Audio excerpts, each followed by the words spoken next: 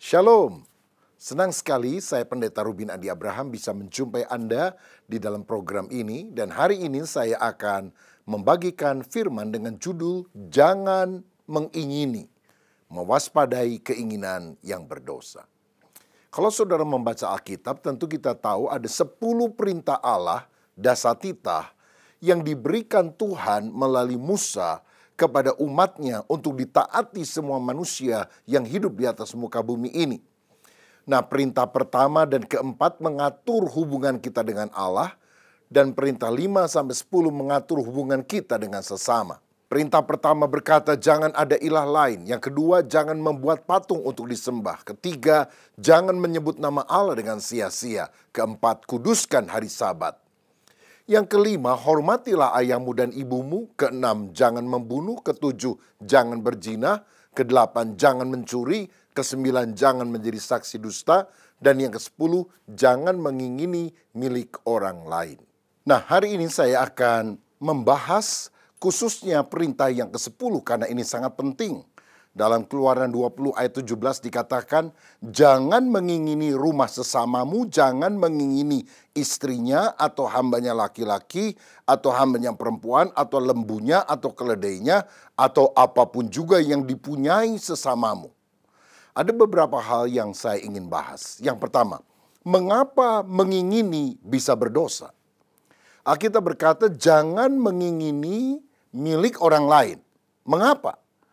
Karena ternyata mengingini bisa menjadi akar dari dosa yang bersarang di dalam hati kita. Sebab perintah jangan membunuh, jangan berzina, jangan mencuri misalnya. Itu melarang perbuatan lahiriah, tindakan yang di luar. Tetapi jangan mengingini, ini bicara soal sikap batin. Karena mengingini adalah akar yang melahirkan dosa-dosa lain. Misalnya, karena mengingini istri atau suami orang lain, maka orang berzina. Karena mengingini harta orang lain, maka orang kemudian mencuri. Nah, perlu dipahami bahwa mengingini di sini bukan sekadar melihat dan suka. Oh, lihat ada wanita cantik, keren ya. Ini bukan berarti langsung dosa. Aduh, bagus ya tasnya. Rasanya pengen punya juga nih. Itu bukan sekedar keinginan yang kemudian membawa kita jatuh dalam dosa. Tetapi jangan mengingini di sini adalah keinginan yang melampaui batas. Hasrat berlebihan untuk memiliki apa yang menjadi milik orang lain. Jadi kalau kita tertarik kepada seorang wanita yang sudah menjadi milik orang lain, kita melakukan berbagai cara untuk mendapatkannya. Nah, tentu itu berdosa. Yesus mengajarkan bahwa dosa dimulai dari hati, sebelum itu menjadi perbuatan. Matius 15 ayat 19 berkata, karena dari hati timbul segala pikiran jahat, pembunuhan, perzinahan, percabulan, pencurian, sumpah palsu, dan jahat. Saudara, jadi ini adalah dosa yang harus kita waspadai, karena bukan sekedar sesuatu yang kita lakukan di luar, tapi bersarang di dada yang kadang orang lain tidak ada yang tahu. Yang kedua, akibat keinginan yang berdosa. Saudara tahu, mengingini milik orang lain itu bisa membuat kita mengalami hal yang buruk karena itu akan merusak sukacita kita, bahkan menghilangkan kedamaian batin di dalam diri kita. Karena kalau kita ingin milik orang lain, kita merasa tidak cukup. Kita merasa iri, kenapa orang lain punya yang lebih bagus dari yang saya punya. Sukacita Allah hilang dalam hidup kita. Ini juga bisa merusak hubungan kita dengan sesama. Orang lain kita anggap sebagai pesaing. Pesaing yang harus dikalahkan. Saya harus lebih hebat daripada dia. Kita tidak melihat sesama kita sebagai pribadi yang harus kita kasihi. Ini juga bisa merusak relasi dengan Tuhan.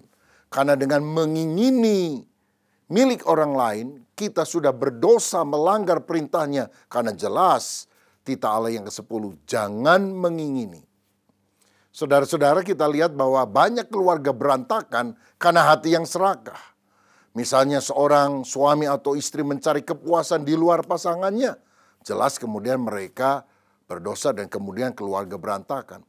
atau tidak merasa puas dengan berkat yang Tuhan berikan. Padahal harta yang kita miliki cukup bagus, cukup banyak, tapi kita lihat ada orang lain yang lebih hebat dan kita menginginkan diri kita seperti itu. Maka keluarga kita kemudian menjadi berantakan gara-gara keinginan yang tidak ada habisnya. Kita melihat beberapa contoh tokoh Alkitab yang berdosa karena mengingini. Daud misalnya, mengingini Batsheba, istri orang lain, lalu berzina dengan dia dan merencanakan kematian atau bahkan pembunuhan Uria, suami daripada Batsheba. Jadi dari keinginan menjadi perzinahan, lalu menjadi pembunuhan. Ahan adalah orang yang mengingini barang rampasan di Yeriko yang tidak boleh diambil atas perintah Tuhan. Lalu dari menginginkan dia mencuri barang itu. Dia menyembunyikan. Lalu ketika ditanya dia berdusta tentang tindakannya itu. Sehingga ini mendatangkan bencana bagi seluruh Israel. Bayangkan dari menginginkan bisa jadi perzinahan, bisa jadi pembunuhan. Dari menginginkan bisa menjadi pencurian, bisa menjadi dusta. Maka mengingini milik orang lain ini sesuatu yang berbahaya. Namun kita juga bersyukur karena di dalam Alkitab ada contoh para tokoh yang menentang, menolak keinginan yang liar ini. Yusuf misalnya digoda oleh istri Potifar untuk berzina dengan dia. Yusuf sebagai seorang muda belum menikah tentu pasti punya hasrat seorang pria. Tetapi dia takut akan Tuhan dan rasa takut akan Tuhannya ini lebih besar dan mengalahkan keinginan godaan duniawi ini. Sebab dalam Kejadian 39 ayat 9, Yusuf berkata, bagaimana mungkin aku melakukan kejahatan yang besar ini dan berdosa terhadap Allah. Saudara, dia tidak hanya melihat ini hanya hubungan antara seorang laki dan seorang perempuan. Suka sama suka, tapi ini merupakan dosa terhadap Allah yang Maha Tahu. Akhirnya Yusuf menolak dan melarikan diri supaya dia tidak jatuh di dalam dosa tersebut. Saudara, orang-orang yang menang adalah orang yang berani berkata tidak. Seandainya ketika digoda oleh iblis, Hawa berkata tidak. Hawa kemudian bicara sama Adam dan Adam berkata tidak, maka mereka tidak jatuh dalam dosa. Tapi karena digoda oleh iblis dan jawabnya, ya, maka jatuhlah mereka dalam dosa. Saya juga melihat tokoh lain, Musa adalah orang yang berani menolak kenikmatan dunia karena dia berpegang pada prinsip kebenaran. Dalam Ibrani 11 ayat 24 dikatakan, karena iman maka Musa setelah dewasa menolak disebut anak putri Firaun. Karena ia lebih suka menderita sengsara dengan umat Allah daripada untuk sementara menikmati kesenangan dari dosa. Ia menganggap penghinaan karena Kristus sebagai kekayaan yang lebih besar daripada semua harta Mesir, sebab pandangannya ia arahkan kepada upah. Saudara, sebagai seorang anak putri Firaun, dia mendapatkan harta yang melimpah. Tetapi dia menolak semua jabatan dan kebanggaan itu karena dia sadar dia adalah orang Yahudi, orang Israel. Dia adalah umat Allah. Dan dia menolak harta duniawi itu karena dia tahu ada harta surgawi yang jauh lebih mulia daripada apa yang ditawarkan. Jadi kalau kita bisa pelajari beberapa tokoh atau nama tadi, Daud jatuh karena fokus pada keinginan di dalam hatinya, keinginan untuk memiliki istri orang lain. Ahan jatuh karena fokus pada harta dunia. Harta benda yang dilarang untuk dimiliki oleh Tuhan kepada orang Israel.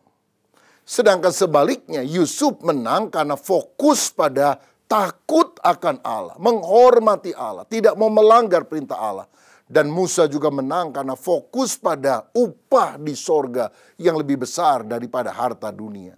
Jadi kalau kita fokus pada hati kita yang ingin merenggut milik orang lain, baik harta ataupun orang, maka kita jatuh dalam dosa. Tapi kalau kita takut akan Allah, sadar ada pahala sorgawi. Aduh, kalau saya melakukan ini, Tuhan akan berduka. pahala sorgawi akan lalu daripada hidupku, maka kita akan lebih kuat di dalam setiap godaan. Yang ketiga, sumber keinginan yang berdosa.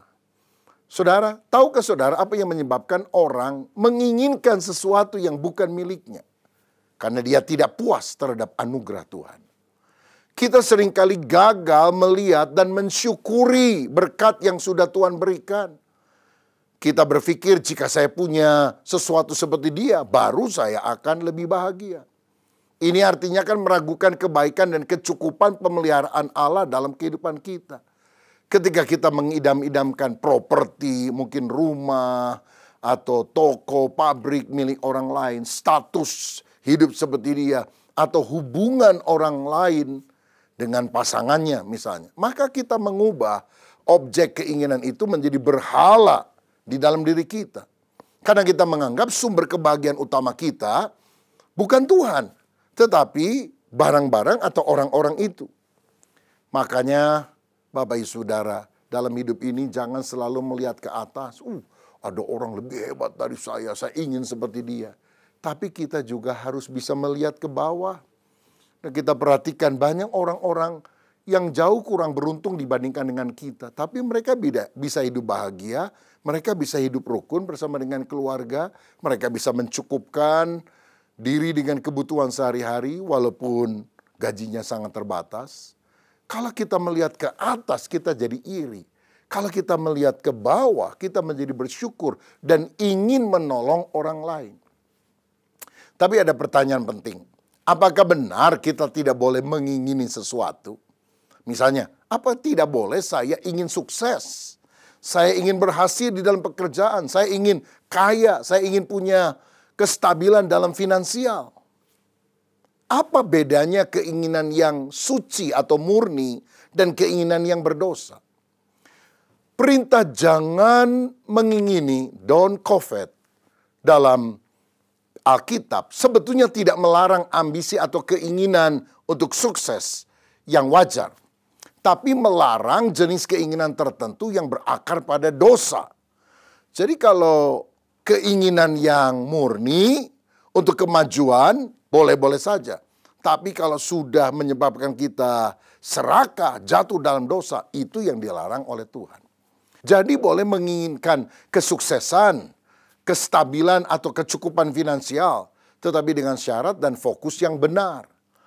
Sebab Alkitab sebetulnya mendukung etos kerja yang baik. Misalnya, Kolose 3:23, apapun juga yang kamu perbuat, perbuatlah dengan segenap hatimu seperti untuk Tuhan dan bukan untuk manusia. Dalam Amsal 6 ayat 6 ada nasihat, hai pemalas pergilah kepada semut, perhatikanlah lakunya dan jadilah bijak. Atau Amsal 10 ayat 4 yang berkata, tangan yang lamban membuat miskin, tetapi tangan orang rajin menjadikan kaya. Jadi boleh saja kita rajin bekerja untuk mendapatkan kekayaan. Bahkan itu didorong dengan kebenaran firman. Sehingga keinginan untuk sukses dan memiliki stabilitas finansial bukan dosa, asalkan didorong oleh motivasi yang benar. Nah, apa saja motivasi yang benar itu? Misalnya untuk menjadi berkat.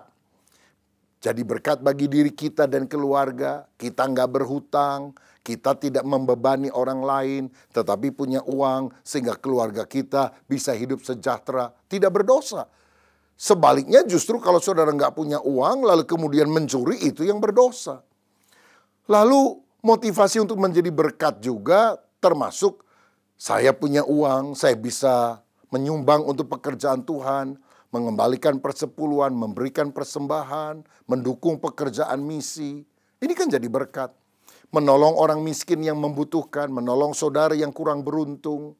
Nah, kalau motivasinya jadi berkat bagi sesama, jadi berkat untuk mendukung pelayanan pekerjaan Tuhan, ini sesuatu yang mulia. Tetapi kita juga melihat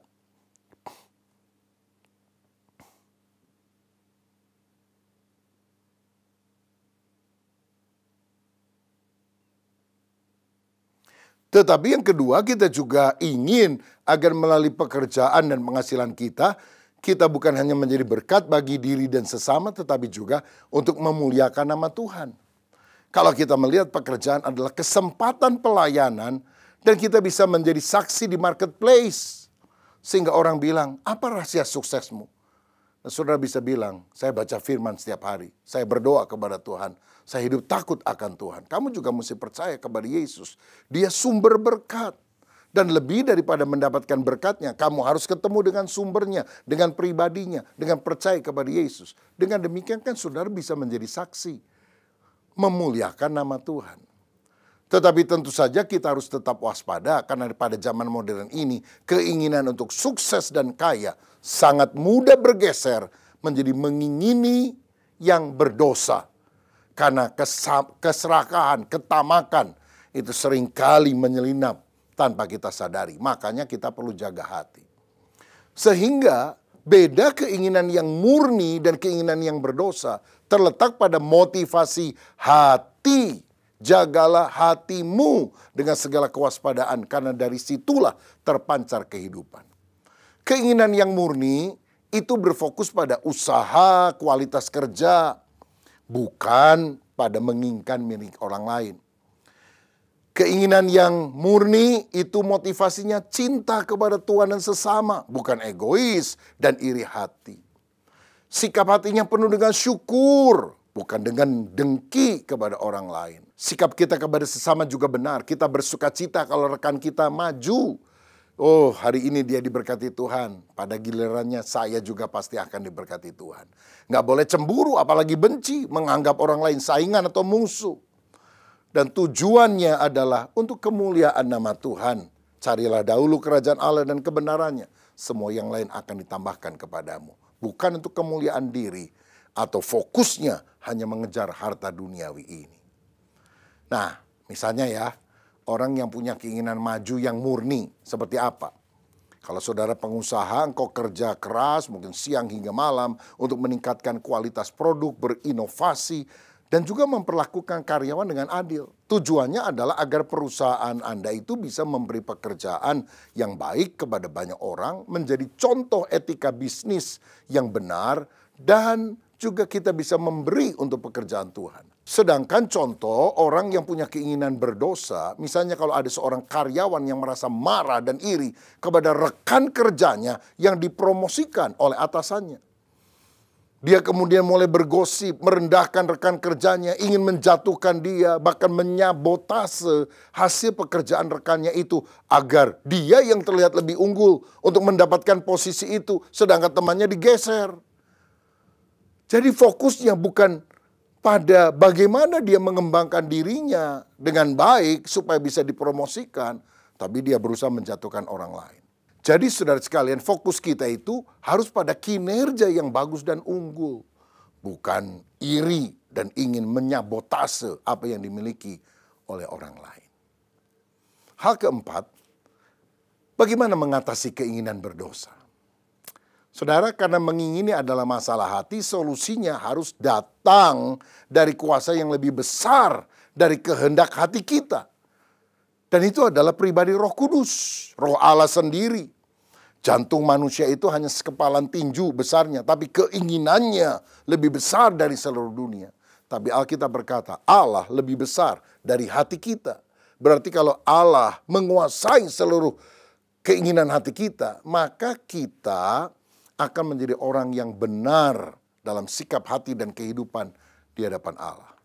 Hanya Roh Kuduslah yang punya kemampuan untuk mengalahkan keinginan daging, keinginan liar di dalam kehidupan kita dan menundukkannya sesuai dengan firman Tuhan.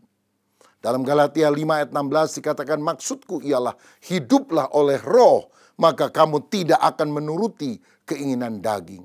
Daging di sini maksudnya hawa nafsu. Nafsu jahat, nafsu liar yang seringkali menguasai pikiran dan hati kita. Jadi ada 3 langkah yang harus kita lakukan kalau kita ingin menang atas semua godaan-godaan keinginan jahat dalam hidup kita. Pertama, bertobat. Mengakui bahwa mengingini milik orang lain adalah dosa. Mari kita minta kepada Roh Kudus untuk menyelidiki hati kita. Apakah yang saya inginkan ini selaras dengan hatinya Tuhan? Ataukah hanya untuk memupuk ego saya sendiri? Apakah ini akan membawa saya lebih dekat kepada Tuhan? Atau justru akan menjauhkan saya daripada Dia? Maka kalau kita menyadari ada sikap hati yang tidak benar, kita bertobat, kita minta ampun. Sehingga kita minta Tuhan menguasai hidup kita. Yang kedua, bersyukur dan merasa cukup. Saudara, kemenangan atas dosa mengingini yang merupakan perintah ke-10 ini terjadi ketika Roh Kudus memampukan kita mengalihkan hasrat hati kita dari hal-hal yang fana, yaitu apa yang dipunyai oleh sesama kita, menjadi kepuasan akan Kristus sebagai harta sejati. Seperti Rasul Paulus, setiap hari kita harus melatih hati kita untuk merasa cukup. Filipi 4 ayat 11 dan 12 berkata, "Kukatakan ini bukanlah karena kekurangan, sebab aku telah belajar mencukupkan diri dalam segala keadaan. Aku tahu apa itu kekurangan dan aku tahu apa itu kelimpahan. Dalam segala hal dan dalam segala perkara tidak ada sesuatu yang merupakan rahasia bagiku, baik dalam hal kenyang maupun dalam hal kelaparan, baik dalam hal kelimpahan maupun dalam hal kekurangan." Saudara, belajar merasa cukup dengan berkat Tuhan. Sebetulnya penghasilan kita bisa memenuhi kebutuhan hidup kita, tapi tidak akan pernah bisa memenuhi gaya hidup kita. Karena kebutuhan hidup itu simpel dan murah. Gaya hidup itu ingin gengsi yang mahal dan ribet. Mari belajar menjaga hati supaya tidak serakah. Dan ini harus dimiliki bahkan dari sejak masa kecil seseorang. Ada seorang anak kecil di pintu gerbang sekolah nangis. Ada seorang bapak yang lagi nunggu anaknya keluar dari ruangan kelas untuk pulang. Tanya, "Kenapa nangis, nak?" Saya tadi dikasih uang jajan 50.000 sama mama, tapi hilang. Saya nggak bisa jajan." Bapak ini kasihan. Dia bilang, "Udah jangan nangis nih, ada uang 50.000 buat kamu." Hore! Anak ini seneng. Tiba-tiba dia nangis lagi. Loh, kenapa nangis lagi? Kan 50.000 udah diganti. Dia bilang, "Iya, tapi kalau uang saya tadi yang 50.000 pertama nggak hilang, saya dapat 100.000. Sekarang uang saya cuma 50.000. Waduh, serakah ini, penyakit repot ini. Kalau sudah begini, saudara. Makanya kita harus bersyukur untuk apa yang Tuhan sudah berikan. Dan merasa cukup. Jangan kita jadi orang yang nggak mau kalah sama orang lain. Pernah dengar cerita, saudara sekalian, satu kali ada 2 orang pengusaha yang selalu bersaing. Satu hari malaikat datang kepada pengusaha yang pertama. Dia bilang, "Tuhan akan mengabulkan doamu. Apa saja yang kamu minta, Tuhan kabulkan. Kamu minta rumah 5, Tuhan kasih. Kamu minta mobil 10, Tuhan kasih. Apa saja." Waduh, dia senang sekali. Tapi ada ketentuannya, kata malaikat. Ketentuannya adalah apapun yang kamu dapatkan, Tuhan akan kasih 2 kali lipat kepada sainganmu. Waduh, dari sukacita berubah jadi kesel. Aku nggak mau, aku diberkati itu, tapi sainganku lebih diberkati daripada saya. Setelah dia pikir-pikir, dia bilang, "Malaikat, saya minta ini aja deh, tolong mata saya satu sebelah kiri dibuat buta." Sampai malaikatnya bingung. "Loh, kamu itu disuruh milih berkat, bukan milih kutuk." Ya aku tahu, tapi aku sebel sama sainganku. Dia lebih hebat daripada saya nantinya. Maka kalau aku minta satu mata buta, dua-dua matanya dia harus buta. Nah, ini kan dosa di dalam hati, saudara. Jangan sampai kita punya kecemburuan, iri hati yang jahat seperti itu. Yang terakhir, yang ketiga, bagaimana supaya kita bisa mengatasi keinginan yang berdosa? Kita harus berbagi. Ganti hasrat mengambil dengan hasrat memberi. Adalah terlebih berkat memberi daripada menerima. Mengasihi sesama itu harus lebih besar daripada mengasihi harta mereka.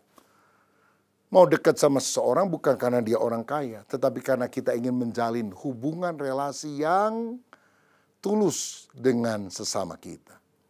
Saudara belajar bersukacita atas kesuksesan orang lain.